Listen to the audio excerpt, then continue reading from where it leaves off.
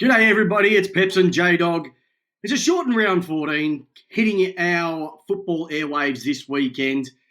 But before we get into everything, I would just like to make a small public service announcement.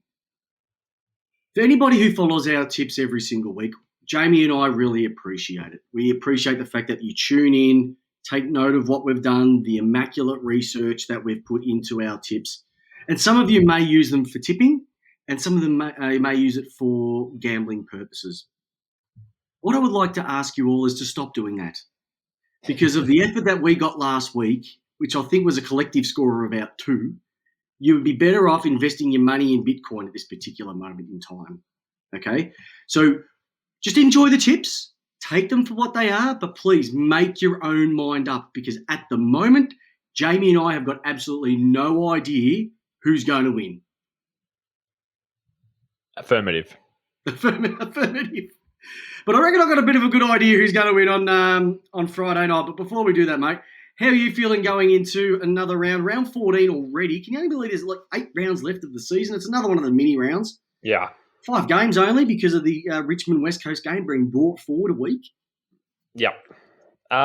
Peps, what else can I say? Not a fan of buy rounds, but it's 5 games. Let's make it special. Let's make it exact. Let's go the quality and not the quantity. And I can tell you now, looking at that, there's actually neither. There's not a lot of quality and there's not much quantity. I think we start at a high on Friday night. We do. And really go down in a steep decline moving through the weekend. All right, let's have a look at this first game. We know it is the match of the round. It is third versus second. 7:50 p.m. our time, Australian Eastern Standard Time at the Cattery GMHBA Stadium, the Geelong Cats. How many spectators, Peps, for this game? 7,000. How many of those do you reckon will be Western Bulldogs supporters? Hey, they said you've got to be 50-50. Oh. I reckon actually 7,000. Funny enough, if they're splitting at 3,500, that's probably more tickets than a Western Bulldogs or any other team would normally get at GMHBA. So maybe we should just have COVID down there all the time, and you might actually get a chance to get a seat at the stadium. Peps, don't go throwing mud around this area. Don't go throwing mud around this area. We haven't had a COVID case in September last year, my friend. Don't start calling us the C words. Mate, there's no C bombs being thrown from this end. Trust me. As you got my first COVID shot today, feeling fantastic, top of the world, my friend. Look, let's go through it. A few changes and a few, once again, we're going to go for our player watch and see if he's in, because we may have a surprise on the cards here. In Cam Guthrie. Out Sean Higgins, who has been managed. Funny enough, I think this is off an 8-day layoff due to the bye last week. Yeah. Can't they just say dropped? Professional, Peps. Be professional. Dropped. And Quinton Narkle, again, is the Medi sub. If you were Quinton Narkle at this particular stage, if you've been having gun weeks and then you're being sub, you'd be starting to think, can I really see myself getting into that midfield here at Geelong? Maybe I need to make a bit of a move with another person who we're going to talk about in a moment. And if we have a look at the Western Bulldogs... He has put his contract on hold until the end of the year, Quinton Narkle. Well, you know what that usually means? Great news, Jamie. Guess who is in? It's got to be Wallis this week, doesn't it? No. Oh. Mitch Wallis watch, once again, 14 rounds, no game. Leading goal kicker last year, still can't get a Guernsey. Riley West is the medical sub who's out. No change whatsoever to the team. So, across the board. Any milestones? Actually going in, even Stevens. If you look at if we're into the betting side of things, Geelong are a favourite. It's the only reason because they're playing down there. They played your mob last week. Your thoughts looking at the Cats and the Dogs moving into this first game, which is going to be a belter. I am looking forward to this. I want to see how the Bulldogs back line goes up against the Geelong 3 towers, but also we saw that Geelong can be pulled apart if you have speed, which Bulldog has plenty of it. See, the thing is that it's okay to have a great forward line, but if the ball doesn't get down there, you might as well have statues. And that's what I think is going to happen. I actually think the Doggies are going to pinch this. And for the simple fact their midfield drills down a lot deeper than Geelong. Okay. And so if the ball's not going to get down to their forward line, they're not going to be kicking a score. Any milestones this Bruce week? and the astronaut, week off. Looking forward to a massive game. They're due. They want to pinch top spot. They win tomorrow night. They pinch top spot off the Ds. Yep. It's as simple as that. They want to be 2 games. They want to have that game clear, couple games clear of the Cats. And I know the Cats are going to be hungry. That forward line of the Twin Towers, my goodness gracious, Cameron and Hawkins. You got to be salivating looking at that. I still think they're slow. They're going to have probably another 10 players. I'll make it 9 players because Higgins has been dropped over 30. Yep. Can't go with that percent. It's only going to work a certain amount of times, and eventually old man Sam kicks in and it's going to hit. And I reckon it's going to hit tomorrow night. I've been saying that for too long. No, Jamie. They said the .com bubble would not burst, and it did. They did say that Bitcoin would never drop, and it did. Geelong, I reckon they've put all their cards in a little bit early. I think a couple of the results have flattered them over the last couple of weeks. And they're right for the pick, and they have got no crowd behind them, and they feed off that. And the doggies are just going to run them off their feet. Fair enough. 8 points. Okay. Me, Western Bulldogs. Well, it's good to see you really went out there after drilling Geelong midfield. You said 8 points in the end. But they got Cameron. They got Cameron and Hawkins. I'll kick 10 between them. I'm going to go probably something around you. I reckon 16 to 18. Oh, geez, you'll put your neck out on the line, haven't you? Taking more risk than you have. Alrighty, so that's the pinnacle of the weekend. Let's have a sharp drop into the Saturday games, June 19, 2021. Deal this one off, big fella. Suns versus Port Adelaide, 1:45 p.m. on Saturday, Metricon Stadium. Absolutely, the home of football on Saturday. Metricon Stadium, Port versus Suns. Let's just go through the Suns lineup. The game is a 1:45 game. So, for the Suns, Sam Collins and Sam Day are out. Caleb Graham has been omitted. Josh Corbett, Medisub, and Malcolm Rosas is omitted for ins on the Port Adelaide side. He signed a new contract too, that bloke. Yeah. For the ins, Jared Lena in returning. Thank heck. Is Scott Lycett. Is that 18 months or something, isn't it, for Leinart? No, he was in last year. Just round 18. Sorry, round 18. Not 18 months. Round 18. Once again, I apologise for getting my stats incorrect. We are a podcast that accepts the mistakes that we make. Boyd Woodcock omitted. That's not a shock after last week. Riley Bonner, the eternal whipping boy of Port Adelaide, has been omitted, and Todd Marshall got injured concussed in the first 1 minute of the game. And you have a milestone game as well this weekend. Or we have probably the GOAT of the AFL. No, Peps? No response? No. Robbie Gray celebrating I was going to say him. Go down as probably one of Port Adelaide's arguably best player. He'd go down top. He'd be in top 3, top 5. Top 3 is a bit thin. I think top 5. Wanganeen, Treadray, Westhoff, Oak, Gray. Gray's definitely in that top. I reckon he's in. Mate, look, where's this being played at? Metricon Stadium. Yep, the thing is, right, the Suns, I just don't know what they're doing. I just don't think they want it enough. I really think you're off them after 14 years. You're off them. I'm off them. I don't want to be off them because they've got so much to offer. Yeah.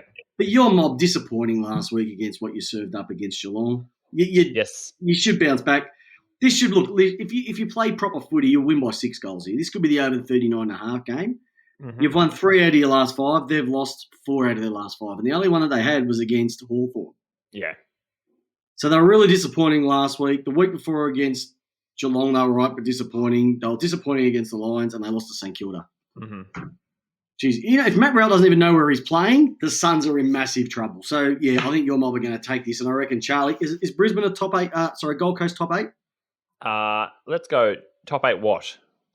Sorry, bottom 8 or top 8 in the league? Suns, bottom 8, I'm pretty sure, Peps. Charlie Dixon will kick 10. Guaranteed to kick a bag. So Port will win and we'll look awesome.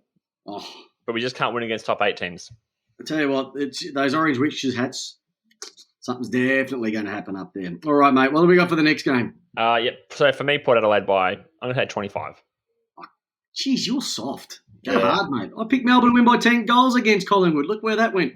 All right, next game we've got the North Melbourne, or is it the They're North Melbourne. Kangaroo Tasmanias, or Brisbane Lions? So, game is at Blundstone Arena, North Melbourne's home ground, and we have on the lineup for the Norths in Luke McDonald, out Lockie Young, injured Taylor Garner, in. For the Brisbane Lions comes in James Madden, and out goes Dane Zorko with his suspension. And Ryan Lester is also injured for the Brisbane Lions as well. Dane Zorko got suspended, didn't know what he even did, so that's good. Oh, he smacked Tommy McDonald 2 weeks ago, but because they had the bye last week, he has another week off. Of course, I forgot totally Buy about one, that. get one free. Yes. Was there even a free kick on the night, was it? I don't remember being It was a free kick. He even helped him up, Tommy, and said, here you go. Oh, that's right. He smacked him and had a laugh about nice it. guy, Tommy. See? And congratulations to Tommy. Had a baby today, baby boy. So it's great news. Future forward staff for Melbourne. Finally, a father-son we can actually do something with. All right, Peps. This is the Twilight Saturday game. Peps, I'm looking forward to my Saturday. This is a good start for a Saturday night, isn't it, Peps? Great start. You know the funny thing is, though, and I'm absolutely spewing that North choked up that game against the Giants last week because they played great. They played really good footy for 3 quarters. They were 24 points up. We might have to call them the North Melbourne 76ers after what happened today in the basketball, giving up a 20-something point lead early in the last. Don't talk about Ben Simmons. And I can say what I want. He doesn't listen to this. Or does he? But I just think, look, Brisbane had the bad loss against the D's. They had that game in control for a first half and then capitulated in the second. They're going to come out all guns blazing. They know this could be a potential percentage booster. Yeah. North know that they can actually go against the half-decent teams because they've showed it over the last number of weeks. They've got some system going. Nick Larkey down forward, my goodness gracious. He's got that shit that says Pandora on his leg. I don't know if you saw that last week. I had to look twice to see whether that was a stamp left over from a nightclub visit. Yeah. But the Lions are just going to be too strong. Danaher's due. Hipwood's due. Charlie Cameron, I reckon, would be the one who'll kick a bit of a bag here. So I'll go Lions. Big match for Lions. Straight. I don't know. Big match. Because if consequences are Geelong lose against Western Bulldogs and Brisbane have a healthy win like we're all predicting, they could jump Geelong into third on the ladder. Ooh, which is what we would really like that because then it just means that the gap between the big two and the bottom two just extends out a little bit further. So we would actually like that. So we'd like the Brisbane Lions to win, not by too much, and we'd like the Cats to lose just to spread that open just a little bit more at the top of the food chain. So we're both going with Brisbane there. All right. Next game of the weekend. Wow, the other drawn team from last week, the GWS Giants versus the Blues of Carlton, 7:25 p.m. at Giant Stadium. I really like Giant Stadium. I don't know what it is, but there's just something about it. I like it. Harry Perryman's in. Kieran Briggs is in. Phil Davis is in. Out. Jake Steen omitted. Lockie Ash omitted. See what happens when you miss deep into the last quarter? You're going to get dropped. Shane Mumford, injured. And Xavier O'Halloran omitted. In for Carlton, Lockie Fogarty, Luke Parks, Matthew Kennedy out. Jack Nunes, who was the medical sub. Mark Murphy, omitted, stuck on 295 games. They've got to do a Nathan Jones and get into 300, don't they? Just gift him. Just gift it to him. I think so. You're not making finals. Player out there. Let's be honest. He's not the worst. No. Matthew Cottrell omitted and Will Setterfield injured as well. Look, Mummy should have been off anyway. Regardless. Well, Peps, quick one. Is Mummy injured because he dropped a coffee cup on his toe because he's clumsy? Is that what happened? No, I think that he got pash rash. You know when he fell across the guy's forehead with his forearm? I reckon that he might have got a bit of pash rash on the way through. Or he might have got delayed whiplash from the G-forces coming off the other. He might have been Taylor Gardner or whoever he tackled. Right. With the sling on the weekend. I think there might have been some delayed on course during the week. But regardless, he's injured. Because Peps, I was thinking clumsy. Even Leon Cameron's come out and said he's clumsy. Like, sometimes I catch my toes on the edges of the doors or door frames. Have you done that before? Yeah, but Kick the that's skirting not board. That's not Shane Mumford clumsy. Jeez, it kills. So maybe he's done that. Maybe he's caught his toe. He's walking past in the door frame and just caught his toe on the edge of the door frame. Well, I often forget stuff off the shopping list, and my wife would say I'm an idiot. Well, you're clumsy, Peps. I'm just clumsy. I'm mentally clumsy. Look. Any milestones? The Giants did not look good last week. No. And Carlton, I can smell what they're cooking, but the Giants have got too much to lose. They know that they still got a sniff to make that 8.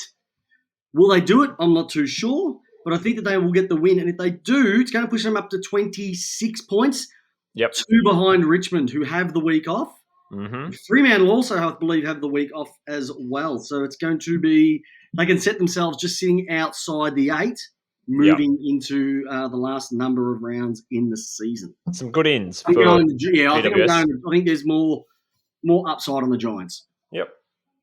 Fair enough. All right, final game of the round, Sunday, June 20th.